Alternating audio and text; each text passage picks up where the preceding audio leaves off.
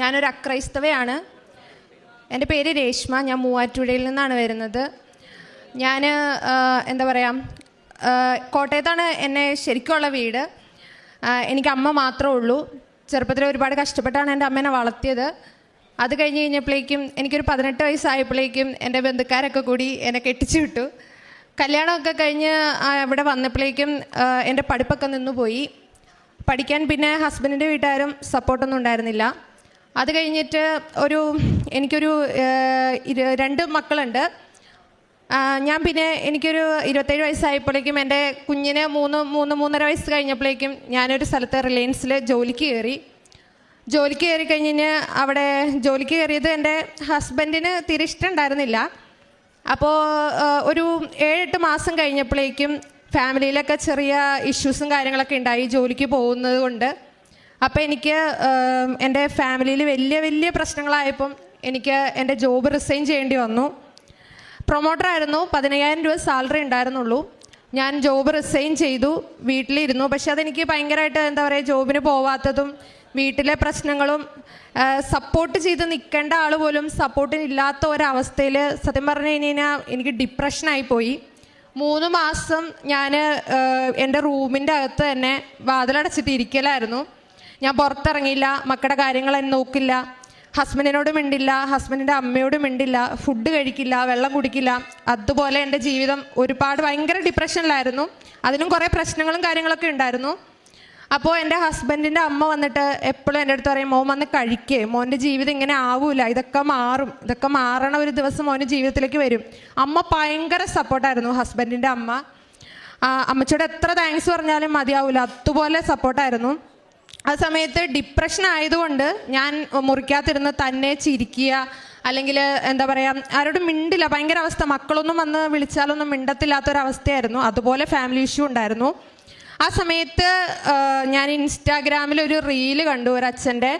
അതിനകത്ത് ഇങ്ങനെ പറയാണ്, ഈശോയുടെ മുന്നിൽ മുട്ടുകുത്തിയവരെ ഒരിക്കലും മറ്റൊരാളുടെ മുമ്പിൽ മുട്ടുകുത്താൻ ഈശോ സമ്മതിക്കില്ല എന്നുള്ളൊരു റീല് കണ്ടു. അത് ഭയങ്കരമായിട്ട് എന്നെ സ്ട്രൈക്ക് ചെയ്തു.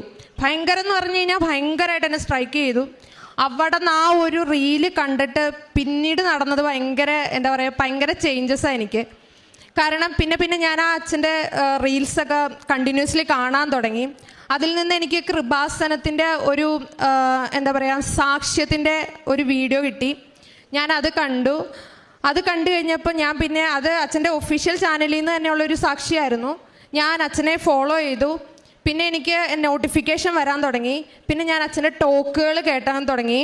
അതിനകത്ത് ഞാൻ ആദ്യം കേട്ടൊരു വാക്കെന്ന് പറഞ്ഞാൽ, 0 മെറിറ്റിൽ നിൽക്കണ ഒരാൾക്ക് ഉടമ്പടി എടുത്തു കഴിയുമ്പോൾ അവരുടെ സമയം ചുരുക്കിയിട്ട് ദൈവത്തിൻ്റെ കൃപയാൽ ആ കാര്യങ്ങൾ സാധിച്ചു കിട്ടുന്ന ഒരു സാക്ഷിയായിരുന്നു. അങ്ങനെയുള്ള കാര്യങ്ങളായിരുന്നു അച്ഛൻ പറയണത്. അപ്പം ഞാനിങ്ങനെ മനസ്സുകൊണ്ട് ഓർത്തു, എൻ്റെ ദൈവമേ, എൻ്റെ ജീവിതത്തിൽ എന്താ പറയുക, 18 വയസ്സിൽ എൻ്റെ കല്യാണം കഴിഞ്ഞതാണ്. എൻ്റെ പഠിപ്പ് കണ്ടിന്യൂ ചെയ്യാൻ പറ്റിയിട്ടില്ല.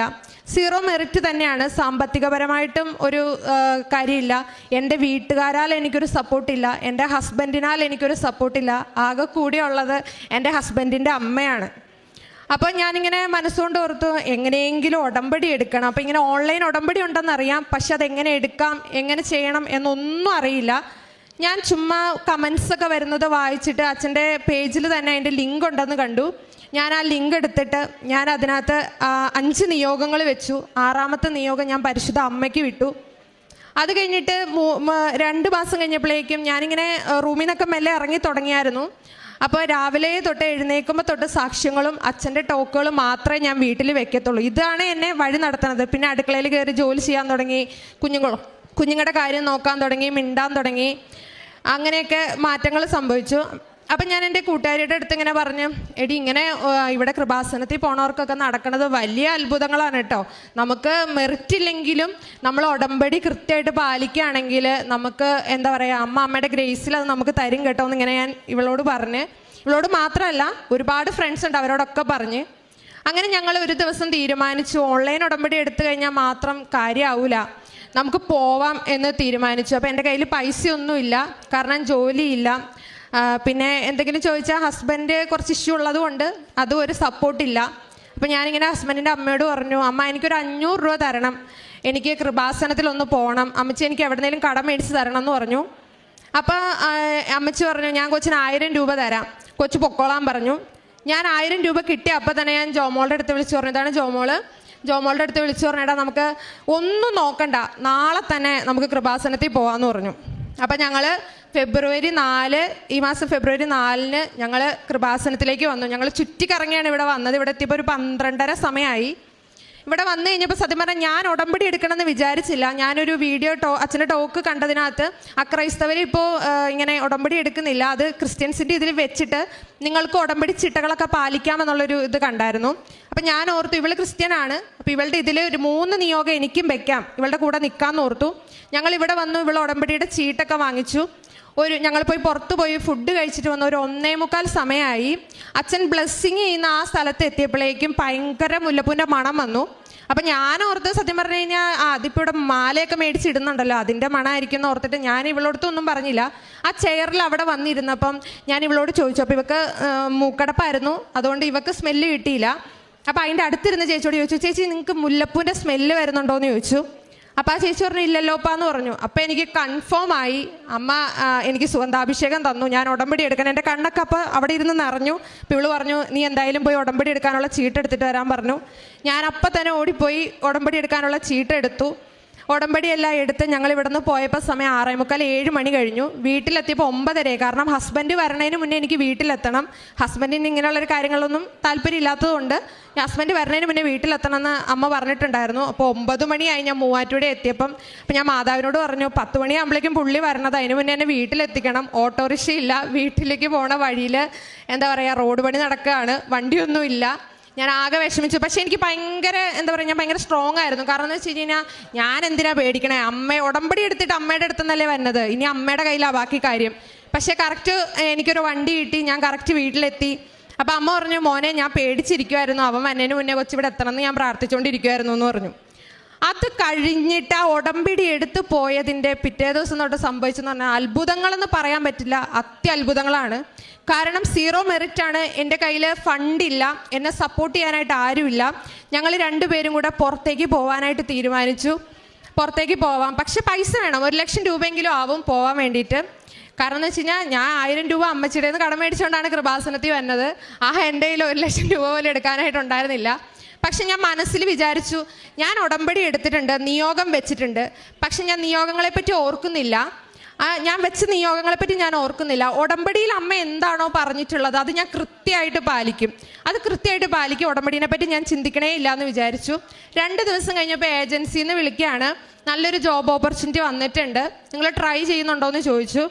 അപ്പം ഞാൻ ഇവൾക്ക് അതിൻ്റെ ലിങ്ക് ഇട്ട് കൊടുത്തു. അപ്പോൾ അവർ പറഞ്ഞു 2 ദിവസം കഴിയുമ്പോൾ ഇൻ്റർവ്യൂ ആണ്, ഈ മാസം കയറി പോകണം. അപ്പം ഞാൻ ഉടമ്പടിയിൽ നിയോഗം വെച്ച ഫസ്റ്റ് നിയോഗം എന്ന് പറയുന്നത് ഫെബ്രുവരി 20-ന് മുമ്പ്, എനിക്ക് മെറിറ്റൊന്നും ഇല്ല എന്നാലും ഞാൻ വെറുതെ വെച്ചതാ, 20-ന് മുമ്പ് എനിക്ക് മെറിറ്റില്ല, അമ്മയുടെ ഗ്രേസിൽ എനിക്ക് പുറത്തേക്ക് പോകാൻ ഒരു ചാൻസ് ഉണ്ടാക്കി തരണേ അമ്മേ, ഫണ്ട് ഉൾപ്പെടെ എന്നാണ് ഞാൻ നിയോഗത്തിൽ എഴുതിയത്. അപ്പം ഞാൻ അവരോട് പറഞ്ഞു ഇൻ്റർവ്യൂ അറ്റൻഡ് ചെയ്യാം, കയ്യിൽ കാശില്ല, എൻ്റെ പാസ്പോർട്ട് പുതുക്കിയിട്ടില്ല, 10 പൈസയില്ല. എന്നിട്ട് ഞാനിങ്ങനെ അമ്മച്ചിയുടെ അടുത്ത് പറഞ്ഞു അമ്മ ഇന്നപോലെ ചാൻസ് ഒന്നും ഇൻ്റർവ്യൂ കഴിഞ്ഞു, പക്ഷെ പൈസയൊന്നും ഇല്ലാട്ടോ, ഞാൻ ഇൻ്റർവ്യൂ അറ്റൻഡ് ചെയ്തു. എൻ്റെ ഒരു വിശ്വാസത്താൽ ഇവളും ഇൻ്റർവ്യൂ അറ്റൻഡ് ചെയ്തു. അത് കഴിഞ്ഞിട്ട് ഞാനിങ്ങനെ ഇരിക്കുന്ന സമയത്ത് അവർ പറഞ്ഞു നമുക്ക് വിസ എടുക്കണം, നിങ്ങൾ ഫണ്ട് ഇടണം, 50,000 രൂപ വെച്ച് ഇടണം എന്ന് പറഞ്ഞു. അപ്പോൾ ഒരു തിങ്കളാഴ്ചയായിരുന്നു അന്ന്. അപ്പോൾ അവർ പറഞ്ഞു ഇന്നാണ് പൈസ ഇടണം, 10 മണിക്കുള്ളിൽ പൈസ ഇടണം എന്ന് പറഞ്ഞു. അപ്പോൾ ഞാൻ പാത്രം കഴുകുന്ന സമയത്ത് ഇങ്ങനെ മാതാവിനോട് പറഞ്ഞു അമ്മേ അറിയാലോ ഞാൻ ചോദിച്ചവരുടെ അടുത്തൊന്നും എനിക്ക് പൈസ കിട്ടിയിട്ടില്ല, ഇന്ന് 10 മണിയാകുമ്പോൾ ഇട്ട് കൊടുക്കണം, ഇനി എൻ്റെ കയ്യിൽ ഒന്നുമില്ല, അമ്മ എന്താന്ന് വെച്ചാൽ ചെയ്തോട്ടോ, എനിക്ക് അമ്മയിലാണ് വിശ്വാസം കേട്ടോ, അമ്മ എനിക്ക് മധ്യസ്ഥം വഹിക്കണോട്ടോ എന്നിങ്ങനെ പറഞ്ഞു. ഒരു 11 മണിയായപ്പോൾ ഇവൾ എന്നെ വിളിച്ചിട്ട് പറഞ്ഞു എടാ നിനക്ക് പൈസ വല്ല ആയോ? അപ്പം ഞാൻ പറഞ്ഞു ഇല്ലാടാ എൻ്റെ പോക്കൊന്നും നടക്കൂല എന്നാ തോന്നണേന്ന് പറഞ്ഞു. അപ്പം ഇവൾ എന്നോട് പറയാണ് എടാ നീ മൂവാറ്റുപുഴയ്ക്ക് വാ, എൻ്റെ ആൻറ്റി പറഞ്ഞു ഒരു മാല പണയം വെക്കാൻ തരാമെന്ന് പറഞ്ഞിട്ടുണ്ടെന്ന് പറഞ്ഞു. ഹല്ലേലൂയ. കാരണം അത് പറയുമ്പോൾ കാരണം എന്ന് വെച്ചാൽ ആ ആൻറ്റി നമ്മൾ പ്രതീക്ഷിച്ച ഒരാളല്ല. ഇപ്പം ഞങ്ങൾ 2 പേരും കൂടെ ചെന്നു, അമ്മ മാല പണയം വെക്കാൻ തന്നു, ഞങ്ങൾ ബാങ്കിൽ പോയി പണയം വെച്ച് പൈസ അയച്ചു കൊടുത്തു. ഞാൻ വീട്ടിൽ ചെന്നപ്പോൾ അമ്മച്ചി എന്നോട് പറഞ്ഞു മോനെ പൈസ ഇല്ലാണ്ട് നിങ്ങൾ മൂവാറ്റുപുഴ കിടക്ക് ഇറങ്ങി നടന്നിട്ട് എന്നാ കാര്യം? അപ്പം ഞാൻ പറഞ്ഞു അമ്മേ വിസക്കുള്ള പൈസ അടച്ചു, പക്ഷെ അവർക്ക് തിരിച്ചു കൊടുക്കണം. അപ്പം ഞാൻ ബസ്സിൽ തിരിച്ചു പോരണ സമയത്ത് ഇങ്ങനെ മനസ്സിലോർത്തു എൻ്റെ ദൈവമേ, ജോമോൾക്ക് പൈസയായി. ഇനി എൻ്റെ പൈസ എന്ന് പറഞ്ഞാൽ ചോദിച്ചവരുടെ അടുത്തൊന്നും ഒന്നും എനിക്ക് കിട്ടിയിട്ടില്ല. ഞാൻ എന്ത് ചെയ്യും അമ്മേ? അപ്പം ഞാൻ മനസ്സോർത്തു, അമ്മയ്ക്ക് എന്നോട് ഒത്തിരി ഇഷ്ടം ഉണ്ടായിരിക്കും, അതുകൊണ്ടായിരിക്കും എന്നെ പരീക്ഷിക്കണേ. അമ്മ എത്ര പരീക്ഷിച്ചാലും അമ്മയുടെ അടുത്ത് ഞാൻ തറുതല പറയൂല, അമ്മ എന്നെ സഹായിക്കൂല എന്ന് പറയൂല എന്ന് ഞാൻ മനസ്സിലോർത്ത് വീട്ടിൽ ചെന്നു. വീട്ടിൽ ചെന്നപ്പോഴേക്കും ഞങ്ങൾ ചോദിച്ച ചേച്ചി എനിക്ക് 25,000 രൂപയാണ് തരാമെന്ന് പറഞ്ഞത്. ആ ചേച്ചി ഒരു 5 മണിയായപ്പോൾ എന്നെ വിളിച്ചിട്ട് പറഞ്ഞു, പൊന്നു ഞാൻ വീട്ടിലേക്ക് വരുവാണ്, 50,000 രൂപ ഇപ്പം തന്നെ കൊണ്ടു തരാമെന്ന് പറഞ്ഞു. Praise the Lord. 50,000 രൂപ അപ്പം തന്നെ ആ ചേച്ചി കൊണ്ടു തന്നു. അപ്പം ഞാൻ 1,00,000 രൂപയാണ് ചോദിച്ചത്. ചേച്ചി 25,000 രൂപയെ തരുവുള്ളൂ എന്നാണ് പറഞ്ഞിരുന്നത്. പക്ഷെ 50,000 രൂപ കൊണ്ടു തന്നു. ആ 50,000 രൂപയ്ക്ക് എൻ്റെ ഒരു ഓർണമെൻറ്റ്, അതായത് എൻ്റെ ഒരു കൊലുസ് ഞങ്ങളുടെ സൊസൈറ്റിയിൽ പണയിരിക്കുന്നുണ്ടായിരുന്നു. ഞാൻ അമ്മച്ചിനെയും കൂട്ടിക്കൊണ്ടുപോയി ആ സ്വർണ്ണം എടുത്ത് ആ ഓർണമെൻറ്റ് മേടിച്ച കടയിൽ തന്നെ കൊണ്ടുപോയി വിറ്റപ്പോൾ ഞങ്ങൾക്കൊരു 70,000 രൂപ കൂടുതൽ കിട്ടി. അപ്പോൾ 70,000 രൂപയായി. ബാക്കി എല്ലാ പൈസ അടച്ചു, പോകാനുള്ള പൈസയൊക്കെ ആയി. പിന്നെ അത് കഴിഞ്ഞപ്പോൾ ഒരു 2 ദിവസം കഴിഞ്ഞപ്പം ഒരു ഫ്രണ്ട് എന്നെ വിളിച്ചിട്ട് പറഞ്ഞു, നിനക്കിനി ബാക്കി എത്ര രൂപയാണ് പോകാൻ വേണ്ടതെന്ന് ചോദിച്ചു. ഞാൻ പറഞ്ഞു, ഇനി ഒരു 50,000 രൂപയും കൂടെ വേണമെന്ന് പറഞ്ഞു. ആ 50,000 രൂപ ഞാൻ തരാട്ടോ എന്നും പറഞ്ഞു. കാരണം എന്ന് വെച്ച് കഴിഞ്ഞാൽ എനിക്ക് ഒട്ടും മെറിറ്റില്ല കേട്ടോ. എൻ്റെ കാര്യത്തിൽ 0 മെറിറ്റാണ്. വിദ്യാഭ്യാസം എന്ന് പറയുന്നത് +2 ക്വാളിഫിക്കേഷനാണ്, വേറെ ഒന്നുമില്ല. അതായത് ബാക്ക് സപ്പോർട്ടിന് ആരുമില്ല. സത്യം പറഞ്ഞു കഴിഞ്ഞാൽ ഞാൻ ആ 3 മാസമൊക്കെ അനുഭവിച്ചെന്ന് പറഞ്ഞു കഴിഞ്ഞാൽ, സത്യം പറഞ്ഞാൽ അമ്മയാണ്, അമ്മ മാതാവാണ്. ഞാൻ ഉറച്ച് വിശ്വസിക്കണു, മാതാവ് ഇടപെട്ടില്ലായിരുന്നെങ്കിൽ എനിക്കിപ്പോൾ 20-ാം തീയതി 21-ാം തീയതി ഞങ്ങൾ പോവുകയാണ്. ഞങ്ങൾ രണ്ടുപേരും ഇവിടെ വന്ന് അമ്മയ്ക്ക് സാക്ഷ്യം പറഞ്ഞിട്ടേ പോവുള്ളൂ എന്ന് പറഞ്ഞായിരുന്നു. പിന്നെ ഇവിടുന്ന് കിട്ടിയ ഉടമ്പടി വസ്തുക്കൾ, അതായത് ഉപ്പ്. എൻ്റെ കുഞ്ഞിന് ഒരു ദിവസം രാവിലെ എഴുന്നേറ്റപ്പോൾ നല്ല പനിയായിരുന്നു. അപ്പം അമ്മ പറഞ്ഞു ആശുപത്രി കൊണ്ടുപോകാൻ പറഞ്ഞു. ഞാൻ പറഞ്ഞു ആശുപത്രി കൊണ്ടുപോകാൻ വരട്ടെ, അതിലും വലിയ എന്താ പറയുക ഗുണമുള്ളൊരു സാധനമല്ല ഇവിടെ ഇരിക്കണേ, നമുക്ക് അതൊന്ന് ട്രൈ ചെയ്യാമെന്ന് പറഞ്ഞു. ഞാൻ ഉച്ചയ്ക്ക് ഇച്ചിരി കഞ്ഞി എടുത്തപ്പം അതിനകത്തേക്ക് ഉപ്പിട്ടിട്ട് മാതാവിൻ്റെ ഫോട്ടോയുടെ അടുത്ത് നിന്നിട്ട് ഞാൻ ഇങ്ങനെ പറഞ്ഞു, അമ്മേ എൻ്റെ കുഞ്ഞിന് തീരെ ഛർദിയാണ്, നല്ല പനിയാണ്, ഉപ്പിട്ട് ഞാൻ കഞ്ഞി കൊടുക്കാൻ പോവുക, ഇനി ബാക്കി അമ്മയുടെ കയ്യിലാട്ടോ എന്ന് പറഞ്ഞു.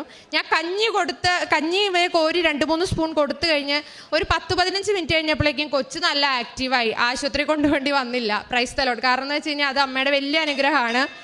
പിന്നെ ഉടമ്പടി തൈലം ഞാൻ എൻ്റെ അമ്മച്ചിക്ക് കാലിന് തേയ്മാനം ഉള്ളതാണ്. ഞാൻ എന്നും അമ്മച്ചിക്ക് വൈകുന്നേരം കാലിൽ കുരിശ് വരച്ചു കൊടുക്കും. പിന്നെ ഞങ്ങളെല്ലാവരും തന്നെ നെറ്റിയിൽ വൈകുന്നേരം കുരിശ് വരയ്ക്കും. പിന്നെ പ്രേക്ഷിത പ്രവർത്തനം എന്ന് പറഞ്ഞാൽ ഞാൻ എല്ലാവരും തന്നെ വഴിയോരത്തിരിക്കണവരെയൊക്കെ ഞാൻ ഹെൽപ്പ് ചെയ്യാറുണ്ട്. ഫണ്ടായിട്ടാണെങ്കിലും ഫുഡായിട്ടാണെങ്കിലും. പിന്നെ സ്നേഹത്തോടെ അവരുടെ തലയിലൊക്കെ ഒന്ന് തലോടി സംസാരിക്കും. അങ്ങനെയൊക്കെ ഞാൻ ചെയ്യാറുണ്ട്. പിന്നെ പത്രം കൊടുക്കുന്നത്, എൻ്റെ കയ്യിലൊരു പത്രം, ഞാൻ റിലയൻസിൽ ജോലി ചെയ്തുകൊണ്ടിരുന്ന സമയത്ത് എനിക്കൊരു പത്രം കിട്ടിയത്. ഒരു ചേച്ചി ഒഴിവാക്കുന്നത് പോലെയാണ് എൻ്റെ കയ്യിൽ പത്രം കൊണ്ടു തന്നത്. അന്ന് അതിൻ്റെ മഹത്വം എനിക്കറിയില്ലായിരുന്നു. ഞാനത് ആ ബസ് സ്റ്റോപ്പിൽ വെച്ചിട്ട് ഞാൻ ബസ് കയറി എൻ്റെ വീട്ടിലേക്ക് പോയി. അത് കഴിഞ്ഞിട്ട് ആ ഒരു പത്രം എൻ്റെ കയ്യിൽ കിട്ടാൻ വേണ്ടി ഞാൻ ഒരുപാട് കൊതിച്ചിട്ടുണ്ട്. പക്ഷെ ഞാൻ പത്രം അർഹതപ്പെട്ടവർക്ക് മാത്രമേ കൊടുക്കാറുള്ളൂ. അവിടെ ഇവിടെയും വെക്കും എന്ന് എനിക്ക് തോന്നണവർക്ക് ഞാൻ പത്രം കൊടുക്കാറില്ല. കാരണം ഇത് അർഹതപ്പെട്ടവൻ്റെ കയ്യിലെത്തണമെന്ന് മാത്രമാണ് ഞാൻ ആഗ്രഹിക്കുന്നത്.